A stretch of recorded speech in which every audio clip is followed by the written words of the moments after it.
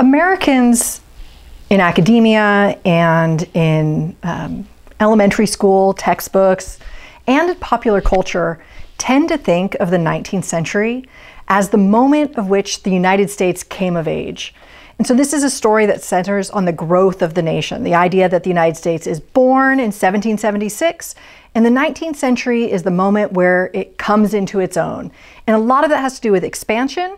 It also faces the crisis of the US Civil War, and there's sort of a sense in that moment that either the nation is going to die or it's going to go on, but it survives. And as a result of that, the United States becomes a mature nation. And this is something we can see both in academic books and in the way that we celebrate the 4th of July in the United States. It gives you the sense the United States was always one thing. It was almost like a person in that it could grow or it could die, but it was always going to be one thing. And that growth itself is natural. And I think that's fundamental to how we see 19th century US history. And I don't think it's actually entirely correct. So in place of that single story, what I've become really interested in is the great variety of ideas about what kinds of nations could either be sustained or be created in 19th century North America. It turns out it was a space that inspired all sorts of ideas about different kinds of political national formations. So we have things like independent indigenous nations. There are lots of those that exist before the birth of the United States, and they evolve and persist throughout the 19th century. But also you have all sorts of different people from around the world coming to North America and projecting their own ideas of North America as a space where they can create nations. Some of those people come from inside the United States. Groups like Mormons, members of the Church of Jesus Christ of Latter-day Saints, who don't feel like they're fully included within the United States. Imagine creating a theodemocracy. African Americans who are enslaved and denied rights consider their own formation of Black nations in the United States. So you have all sorts of different people who really are able to imagine different alternative nations in North America. And the more I look at 19th century North America, the more that I see that that is really the normative experience, not the creation of these huge, heterogeneous, continental spanning nations. No one would have imagined that at the very beginning of the 19th century.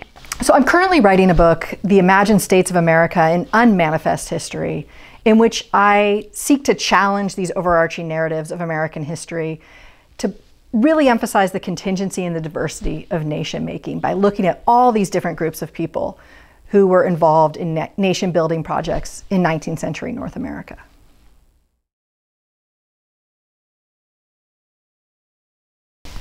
In 19th century North America, there were all sorts of different people who were thinking about how to organize people, power, and territory. Those included empires that we often focus on. They included the leaders of the United States and Mexico and Canada, but it also included people who were operating on smaller scales. Members of religious minority groups, members of subordinated racial groups, people who were could just as easily or at some time were part of the mainstream US project, but were so ambitious that they thought they could break away and create something different. The Confederate States of America is probably the most famous of those, but there are actually a large number of people who sort of envision their own polities in other parts of the United States as well. One of the things that is particularly interesting to me about this diversity of national imaginaries is that we tend to assume that there's one idea of what a nation can be and that people might break away from that. But what I see actually is that there are many different origins, that a large number of people, again, of different races and classes and religions and backgrounds, who are thinking through the possibility of actually controlling their own destinies, of carving out space where they can pursue their own national vision. There are just a lot more people who are politically involved than we usually give them credit for. One of the ways I think we can see how the narratives of US history erase these different people is the ways in which American historians, and again, this has been translated into the general public, into elementary school education, into popular narratives, is how they have included some people in that grand national narrative and pushed other people out of it. So one of the examples of this is the idea of manifest destiny. So manifest destiny is a 1840s political slogan that favored expansion, particularly US annexation of the Republic of Texas. And historians have taken that idea and used it to apply to all of the United States to suggest that the continent was waiting to become under the control of the United States. And in the process, certain people like American settlers who left the United States and went to Texas, became Mexican citizens for a time, then declared independence, they get rewritten into US history as if they were always pursuing American expansion. Another example of this is a Swiss trader named John Sutter, who came from Switzerland to the United States, ended up in California under Mexican control, tried to carve out his own principality in the Central Valley of California. And somehow, in the mainstream narratives, he ends up being seen as a predecessor to Americanism, someone who's trying to drag the United States to California with him, when he had no connection to the United States until the US conquest of California.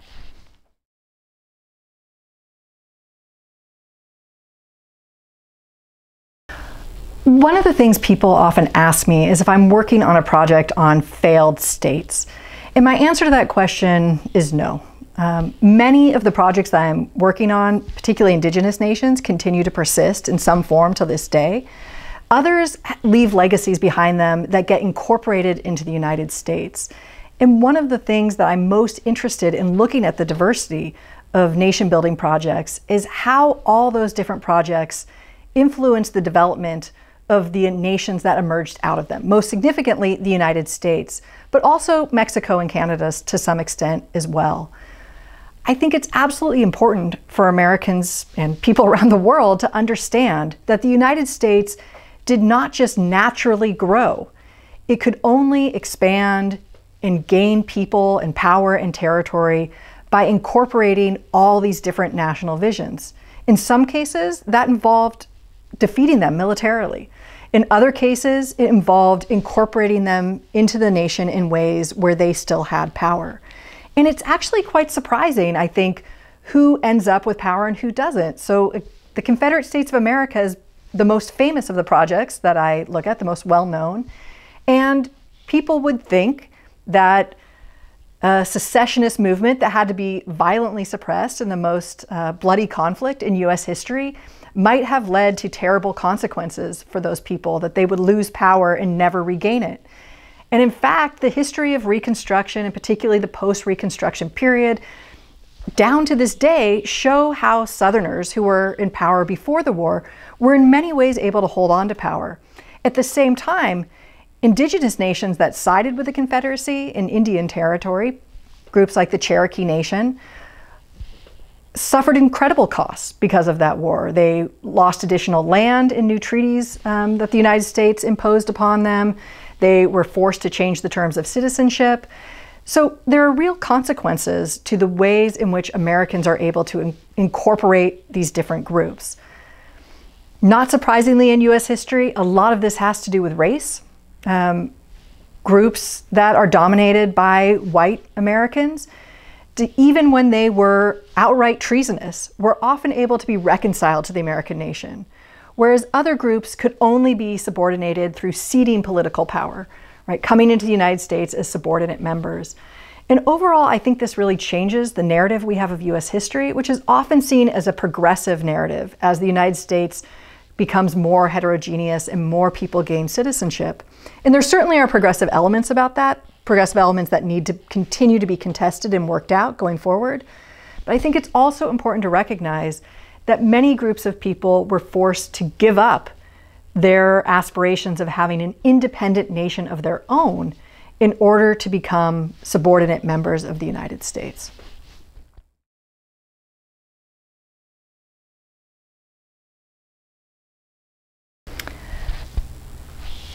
As a 19th century historian, I'm always deeply attuned to what we can learn about the 19th century and thinking about how that shaped the 20th century and where we are now in the 21st century, but also what that might imply for going forward beyond this point.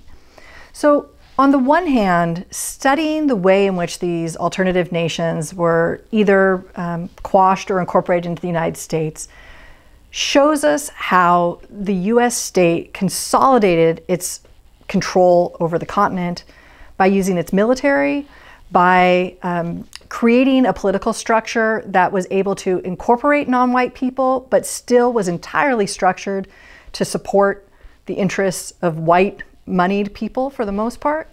And that was really how the United States built itself in the 19th century, and that it did so by foreclosing opportunities for other people to have their own nations, by trying to strip existing nations, particularly indigenous nations, of their land and of different dimensions of their sovereignty. One of the things I think is very important to emphasize, though, is that these nations did not entirely go away.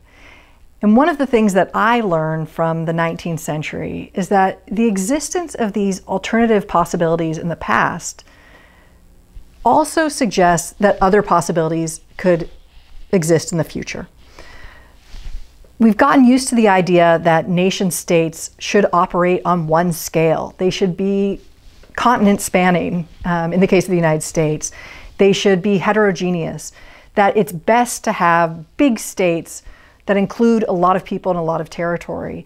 And looking at the 19th century suggests that things could have been smaller and that it might be possible for people to have their interests better represented on a smaller scale. I think the other thing that's important to recognize is that in the United States, there are a lot of sort of normative value claims about freedom, equality, and citizenship. And what a lot of scholars have shown over time is that the meaning of those things changes over time and is contested, and that some of the way in which those terms were defined were explicitly about denying rights and sovereignty to other groups of people, and that we need to continue to think about how to make those more inclusive, to make them more representative, to bring more people into shaping the structures of power that shape their lives. When most Americans tell the history of the 19th century, it's a progressive story, which is about the expansion of rights and freedom and citizenship. And I think it's important, and these alternative national stories show that one of the ways in which the United States was able to do that was by expecting those nations to, or those groups, to give up their own hopes of having independent nations. And this works out differently for different groups of people. There's one way in which we can see this story as so many things, as with so many things in 19th century United States, that was largely dictated by race. So that for some groups of people, particularly indigenous people, the 19th century was a story of largely of loss of land and loss of sovereignty. Not complete loss, because those nations still exist today and continue to exercise sovereignty, but that the 19th century was a particularly bad time for indigenous nations as the United States carved away their power. I think there are other groups that are more complicated. African Americans throughout the 19th century often debated whether it was going to be best to stay within the United States and assert their rights within the nation, or if they needed to leave the United States entirely to strike out and create their own independent nation. And I think the events of the 19th century suggest that there was a good reason that they were torn between those two things. One of the central struggles of US history has been to create a nation in which Black people can be fully free and recognized and have rights, and that's a struggle that goes on today. For the most part, people who identified as white were more successful in being able to have their interests represented. And I think one of the most interesting groups for me are members of the Church of Jesus Christ of Latter-day Saints, who were a very marginalized group during the 19th century, throughout the 19th century, but partly through abandoning their religious commitment to polygamy, were able to become integrated into the United States. And so I think for most groups, there are sort of different groups are able to see different parts of their identity, of what holds them together as a community and what they're invested in more easily than other groups.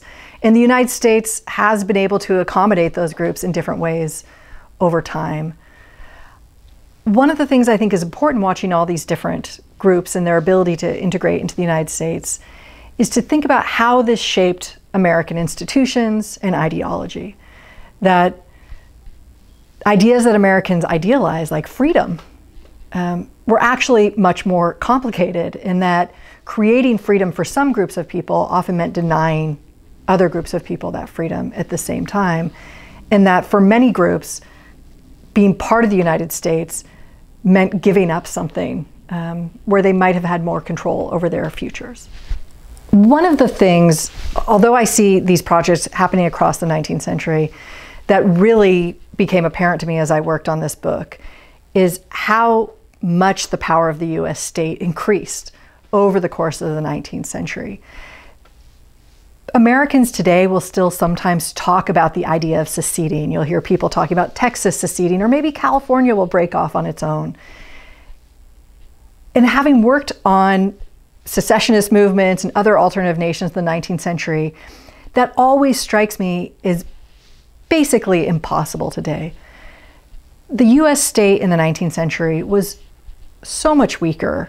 It was so much less present in people's lives.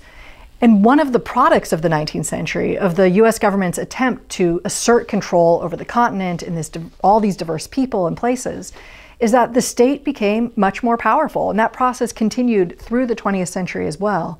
So that now for a state to break away is virtually impossible. The state of California doesn't have a huge military that could allow it to break away from the US Army, which is the largest military, in the world. Americans wouldn't, or Californians wouldn't know where to pay their taxes anymore. So much federal funding goes to all the states. And this is partly a product of the 19th century, is the growth of this state apparatus that makes its presence felt in people's lives in very significant ways. And I think for some people that can seem scary. In other ways, it creates opportunities for those people to place demands on that government to make sure that they are represented and included as well.